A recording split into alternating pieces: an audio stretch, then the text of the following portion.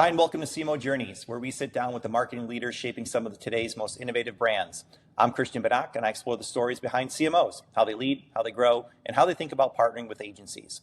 Trusted Media Brands is a community-driven entertainment company behind iconic names like Reader's Digest, Taste of Home, and Family Handyman, reaching hundreds of millions through streaming, social, web, and print. Eric Gillin serves as Chief Brand Officer with a mandate to connect content, product, and distribution as the company leans further into streaming and creator-led growth. Eric, welcome to CMO Journeys. Thanks for having me. So you've described yourself as a multi-hyphenate executive, editorial, product, revenue. If you were to break your career into chapters, what are 2 or 3 defining chapters that really shaped how you're leading today? I have 3 chapters. It's like I had 3 7-year stints, maybe slightly longer. But my first stint was as a writer and editor. So I came out of college in '99, went to Syracuse, wanted to be a writer, and I got caught up in that first .com bubble. So I went to thestreet.com. I was a reporter. I actually learned HTML because we didn't have a CMS, and I had to hand hack all the content. And that set me off on a content creator path, where I was both creating content for thestreet.com. I launched websites out of my living room. I made it over to Maxim, where I interviewed celebrities and made magazines for a couple of years. And then I finally went to Esquire and Hearst, where I served as a digital director, but started to morph into product. And so that whole chapter was learning how to create content, how to edit content, how to devise a content strategy. The early days of social happened when I was there. And then ultimately the tools. I was one of the only people that understood code and design and digital enough to really say, okay, you have to build the tools this way to kind of get editorial. The second chapter was product. And so I came to Condé Nast to work on product for Epicurious. And then my content skills and my product skills kind of combined into being someone who's more of a general manager that understood how to run it and get the outcomes he wanted. And then the last chapter was sales. So I was promoted to basically run sales for the group that I'd been a part of with food and travel called the Lifestyle Division. And I did that and eventually became the head of US ad sales for Condé Nast across all the brands and all the categories that we had. Didn't pick that path, would not have predicted that path when I was writing Wall Street updates every 45 minutes in the late 90s. But it was a good journey. It kind of makes sense. I was always sort of going to where the biggest problem was, and it was content creation, and then it was sort of digital product development, and then finally it was sort of direct ad sales. And it's a fun journey, and I like to joke with people, I speak a lot of different languages now as a result. Yeah, that's great. Yeah, there's definitely some 3 different chapters there. So when did you realize that you wanted to do more than just tell stories and you wanted to run the machine behind them? Like, how did that actually happen? I had a lot of friends who were and are amazing writers. And I remember watching them get a byline and how excited that made them. And I remember I had a couple bylines and people would write me directly, like, hey, I saw your thing or whatever. And this is even pre-social. And I just remember I was not that excited about being the center of attention. And I thought, well, geez, maybe this isn't the path for me. I didn't love the writing as much as I loved some of the more esoteric things. It felt good to build things. It felt really satisfying to launch a website, figure out how to host it. And so I just realized that early on, I was more interested in a different set of problems than something that might be like, what can I write today? And I wasn't mega interested in being the center of attention. So yeah, for me, it was really about building things, and that was the addiction. And what other things can I learn about and how to build? Yeah. Sounds like a lot of curiosity there. Was there a moment then in your career that you felt maybe out of your depth? Maybe it was a leap from the editorial to business leadership, where the risk felt real? Always, everything that I've done, I think with media, because it is consistently changing. There's always someone in the room who's going to be sharper or smarter or have more resources or get to or like whatever that is. It's just such a competitive space. Certainly when I went from being a digital general manager to running the sales team, I was on a lot of sales goals and helped drive that business commercially. But there's a difference when you're in the chair. And so, but I had great experienced people that I was I knew I was a good leader and a good strategist, and I understood brand really well and understood what made them tick. But I had some really great people that were going to help me also learn the ropes. But yeah, there were definitely moments where I was like, wow, I've been over my head. The pandemic, leading a team in the pandemic was another one where you're just like, there is no playbook for this. And I think you're always going to have these days where you just feel in over your head, because even with AI, we have no playbook, right? And anyone that's sitting out there thinking that their reach and frequency model is going to work, or whatever worked last year, that's going to be anxiety making. You just can't depend on the past to get to the future. Yeah. Was there along the way of this journey a piece of advice, maybe a mentor, investor, a book, something that helped you and maybe even influences decisions you're making today? There were tons. I always go back to something my dad said to me. I was graduating college, and he said, I think you're a good writer, but I'm your dad. So, and I was like, geez, that's not very nice. And he's like, look, no one can take away the work. So at the end of the day, like put in the time to kind of understand it and get after it. I just think that there are no shortcuts for people that work at agencies, for people who are clients, for people that are trying to drive growth. There are no shortcuts. And I think that is one of those things that has always stuck with me, that every time I read about a media company that found the hack or the trick or the cheat code, do X, Y, and Z, you kind of see them 6 months later and the cheat code didn't work anymore. And so I think you have to come by this work really honestly and start with the user and do great things that are special, and then insist on consistency.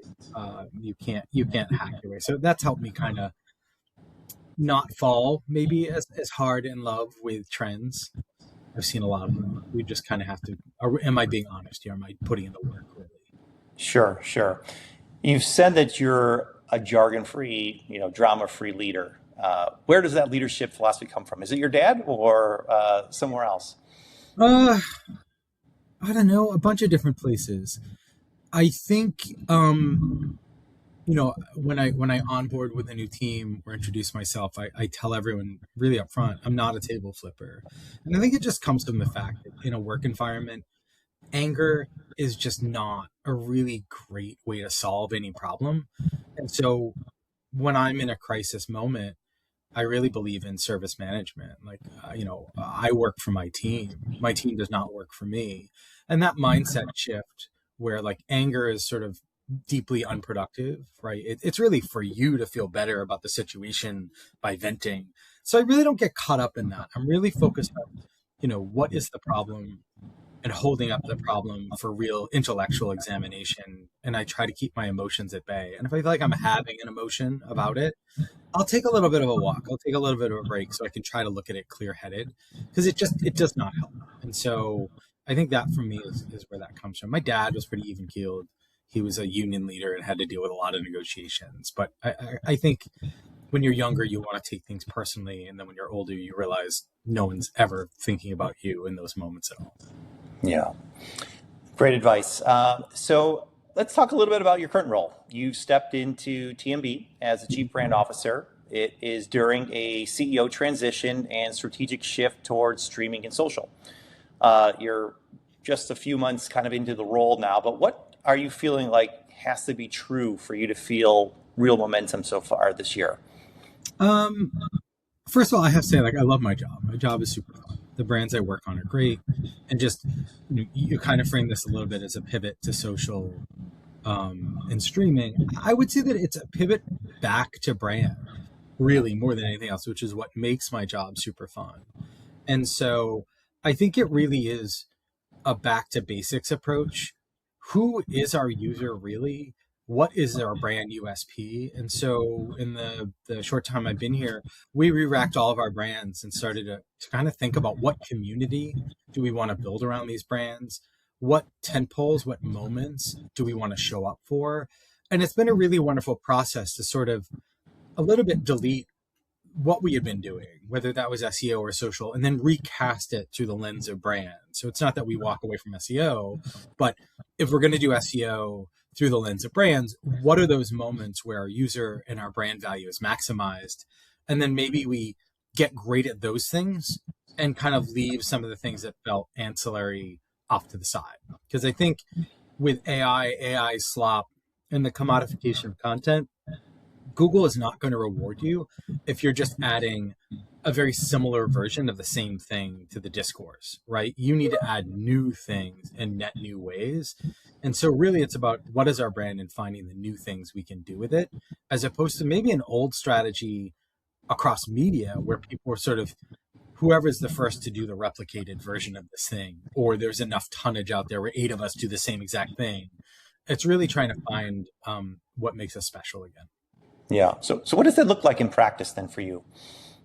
Here's a good example, like Taste of Home.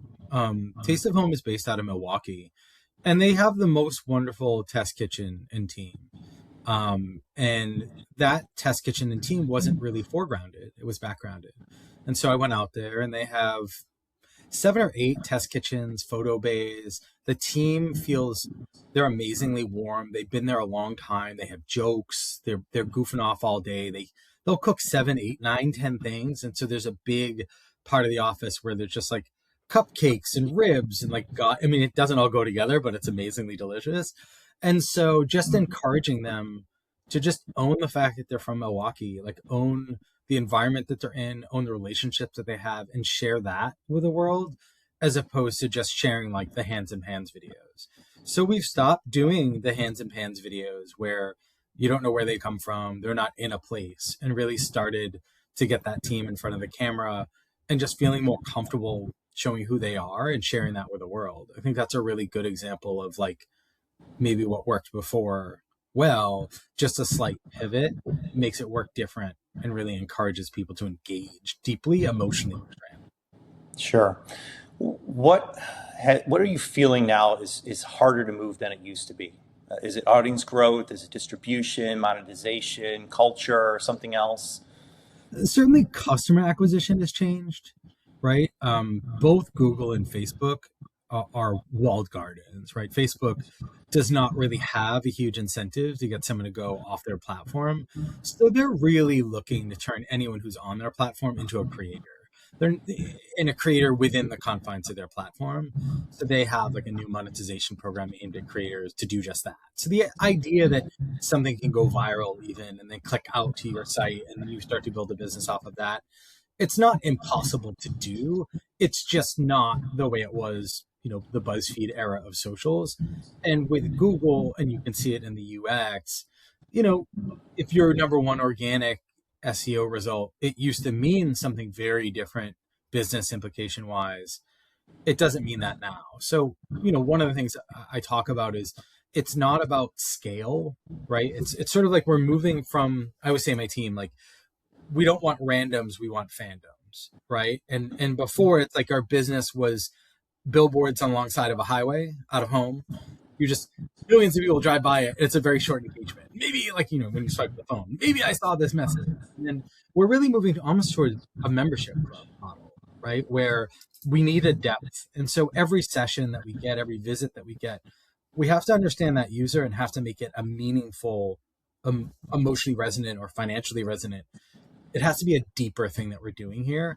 And so that's another big mindset shift away from chasing scale and kind of like winning in a niche and winning the hearts and minds a different way.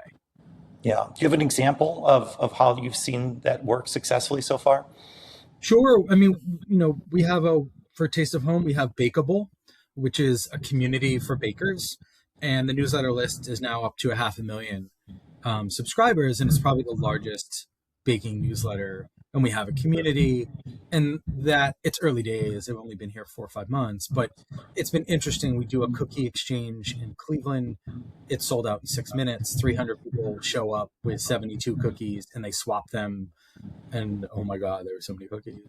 But it's just great to get back to the human element and seeing them. So we just launched something called Community Bakes, where we're showing off people baking cookies for other people in the community that need, whether it's a church bake sale or someone got sick or whatever. And so that has produced some really interesting stories and really interesting connections between people. And it's sort of starting much smaller, right? So the point of the community is not to go look at baking recipes. It's really to acquire people who love baking as much as we do, and then see where that signal takes us. Yeah, no, I love that. Getting hungry here, thinking about all the cookies. That is definitely my nemesis is cookies. I eat very healthy outside of the cookies. Have you ever heard of the peach? They have a peach cookie. Have you ever heard of this? I'd never heard of it. That It's a sounds Midwestern familiar. thing. You're from Chicago.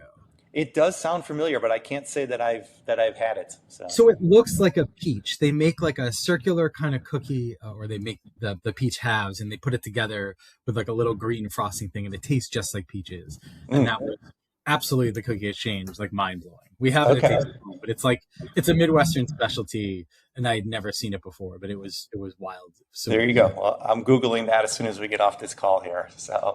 Uh, what kind of capabilities then are you finding yourself increasingly spending on, given everything that's happening? I mean, certainly data, right, and identity management, and understanding, of all the things that we can see, what's signal, what's noise, what's the new signal look like, newsletter, and understanding that audience a little bit different, and understanding that newsletter also contains differentiated products, right? You have some that drive traffic, but some that can drive engagement. Um, you know, all touch points really, right? When you're looking at video, being a lot more thoughtful about what you're putting on what channels and why. Reader's Digest is a great example. It's a general interest publication. And so you can't be everything to everyone on Meta. You kind of have to train the algorithm to understand what you're good at. And so there's been a nice little reset there too, where what role do we play, right? Like you can't just jump on anything that's trending in social. Adding that brand lens to what our content strategy is and was is going to be more important because you want to be consistent there, but you can't also be everything. Yeah. What are you finding that you're saying no to more often right now than before? I say no a lot to things that were like really fall into the rubric of like, well, because we always did it this way, Hmm. right? And it's maybe not like a hard no. Maybe it's more of a speed bump in the parking lot sometimes. But because I'm new, I'll ask some questions like, well, why are we doing this? Why are we doing it this way? Or like, you know, have you considered doing it different? And a lot of times, look, people are just trying to do their jobs. They just have never been asked that question, and it can lead to some pretty fun places. And so I do think that like knowing that web is sort of inherently unstable and social is inherently unstable, and what worked yesterday won't work today, encouraging that idea of questioning it and not trying to operationalize everything so that it's easy or quick or efficient to do, but doing the thing that is most necessary to do, I think is like the hardest mindset shift, because people want processes and systems that just repeat themselves, and you can't really do that. Can't always do that. Yeah. So obviously AI is impacting your business, in one way. We talked about the acquisition side. How are you using AI perhaps for some of those efficiencies and operations, or other ways that might be interesting to hear about? We certainly use AI. Like we have 250,000 clips for places like Fail Army and Pet Collective and things like that. So we use AI on the back end to help us kind of like as a form of search to do a better job of aggregating them. As an executive, I use AI constantly, right? A lot of times to just gut check an assumption. Sometimes it's to kind of sort through things or help me pattern recognize or look at things in some way. Sometimes, honestly, it's I find it's very helpful for things like market research and research in general, because I find actually search sucks now and it's not nearly as good as it was 15, 20 years ago when Google was like the hot new thing. I find it really hard to get information out of Google now. And so I find myself doing a lot of deep research, because it's just too hard to aggregate that information. And then there's a lot of things that I don't maybe understand that, it's better than just the definition, and it kind of understands the context a lot better. And then certainly we're using not generative AI to produce content, but if we're thinking about covers or directions to go, having a quick way to speak to each other, it's no different than sketching on a piece of paper. Those tools help gain alignment because you can actually visualize these things. So we certainly are using it in all kinds of different ways here. Sure, sure. And are you Is there any sort of formalized process or roadmap from an AI perspective, or how are you guys approaching that? We have a steering committee, and they certainly have been doing various AI things here for years. And so, legal's involved in that, other folks are involved in that. And so we have a steering committee to kind of get guardrails around what we do and don't feel comfortable with. And that's an always on conversation. And then, I can't get into other ways we're using AI publicly, but we have an engineering team that has done some very remarkable things, with our clip library, things like content scoring, other stuff. There are tools that are really, really great and farther ahead of things that I'd seen at other media companies, which are great. For me, the job is not necessarily like what AI can do. It's the human aspect of like, how do we practically apply the information we get from AI? AI doesn't always prevent the fuzziness that happens in your brain when you have information overload or you have too many things to do. And so I think one of the places where AI has not lived up to its potential is that we do have a lot of tools, but we don't have great leaders and great managers that actually help synthesize those tools. So a lot of AI today feels like a magic trick, but it's not producing like a magical outcome. It's a lot of party tricks inside the organization, but it hasn't like connected itself to be a movement and really transform the business. So a lot of mine is sort of like understanding what AI can do, but really understand what humans can do with the AI. And that's the hard part, I think. And we're early days on that because people need to get comfortable with AI. Yeah, absolutely. So as you know, this podcast is listened to by many agencies, and you guys ultimately monetize in many cases through advertisers and agency relationships. Sure. Curious, how are you intentionally targeting agencies and building deeper relationships with them as you look to them as growth partners, not just buyers? I think trying to understand the challenge of the agency is kind of where I always meet them. I'm no longer in the sales org, but one thing that I understand is that the math no longer maths out for a lot of the folks. And I mentioned a little bit, reach and frequency is broken down, right? The CFO has sort of replaced the CMO in a lot of places where it's not about creativity. It's not even about brand. It comes down to math. And so I love my friends in agencies when I was at Condé, and I love them now. I feel really bad because some of them have crazy sales and acquisition goals, or they have to do things. And for all of the AI, measurement is an incredible problem. There is so much fraud out there that are you really reaching who you think you're reaching with AI and AI slop? I think the AI and AI slop of it all in the bots, it's really throwing it off. So getting a clear signal of what you're doing, who you're working with, and why.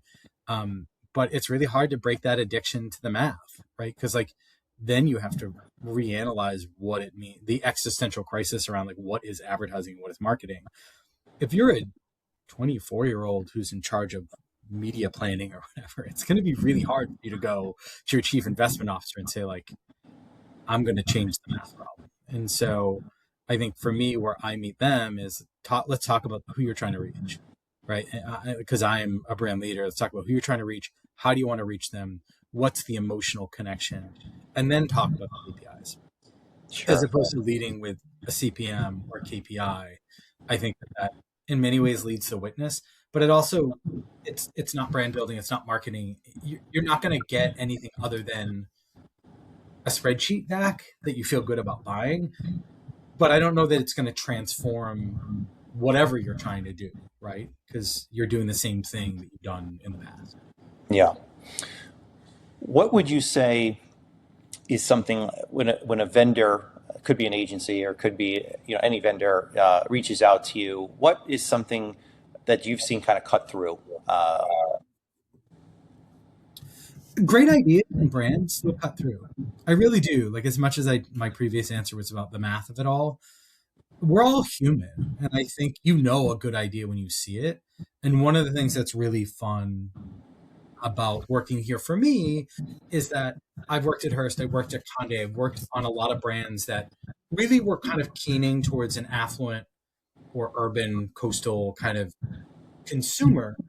And these brands are multi-gen in a lot of cases. They're Midwestern in a lot of cases.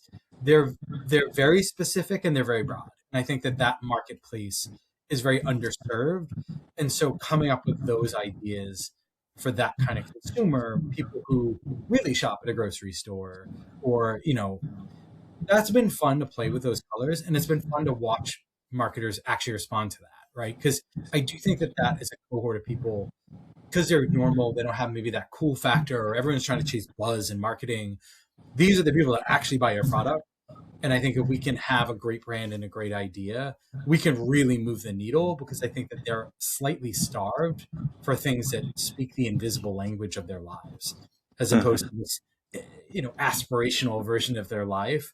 I do think that there is, and we're seeing it, and why people are showing up to some of the community things we're done, because they want to be spoken to where they are and not only have an aspirational message. I think there is a world where aspiration works, but it's been refreshing to kind of try to play a different game here. Yeah. What does your team look like? And are you using any external partners to help as well?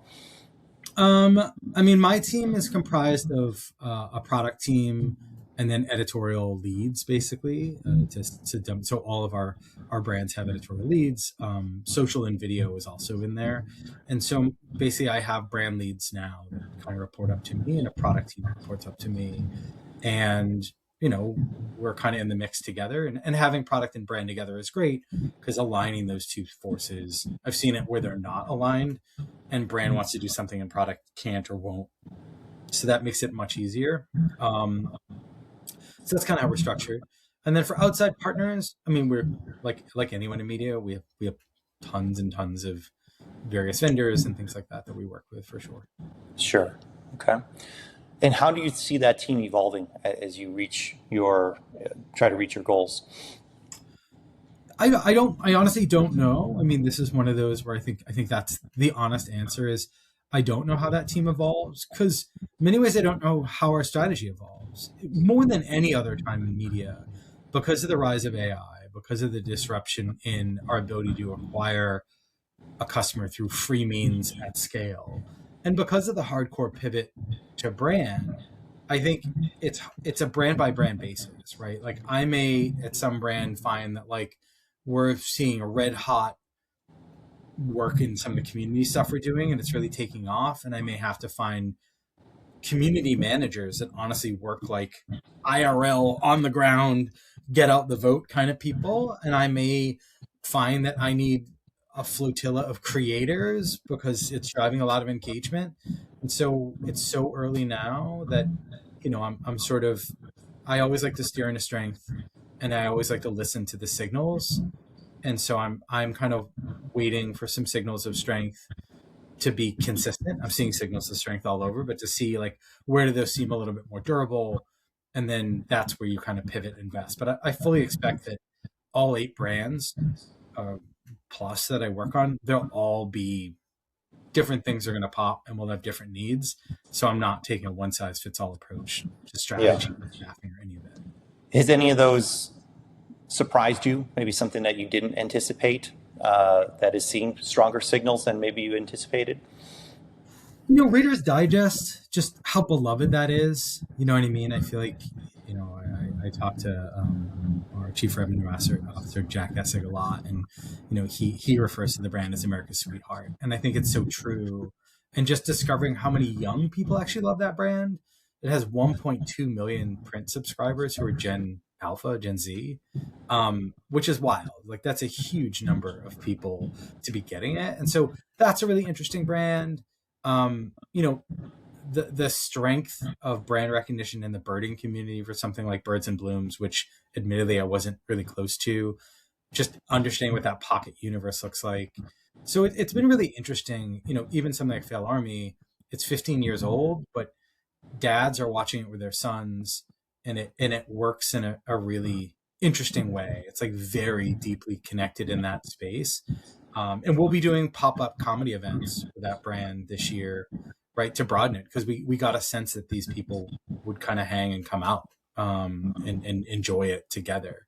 So it's been interesting. The Pet Collective is another one, that is just the number of people that like love it and know it when you talk to them. When you get caught up in these LA and New York media communities, you're in a bubble and you forget. And so seeing the strength of these brands and how much fun we can have with them has been probably the biggest overall eye opener. And then, of course you get paralyzed. You're like, we can do everything. And like, you can't.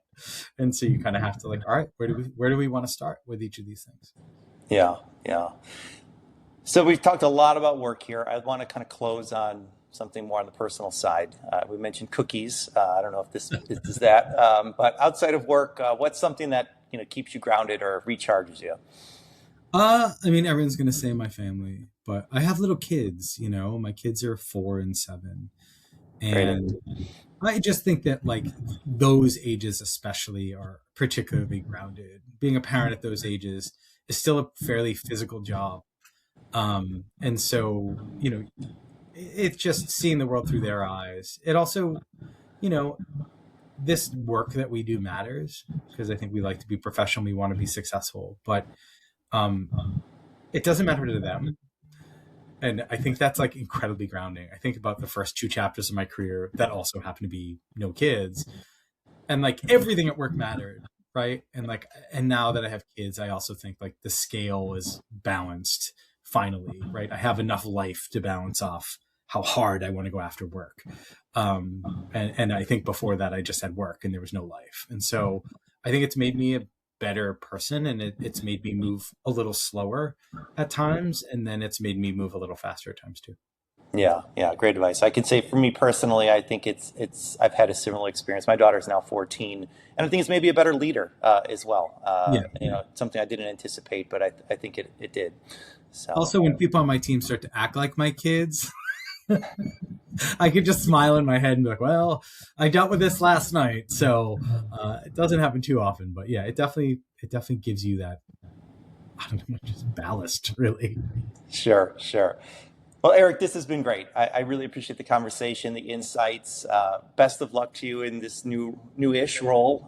And to everyone watching, don't forget to follow CMO Journeys for more conversations with marketing leaders that are shaping what's next. I'm Christian Banach. Thanks for tuning in, and we'll see you on the next episode.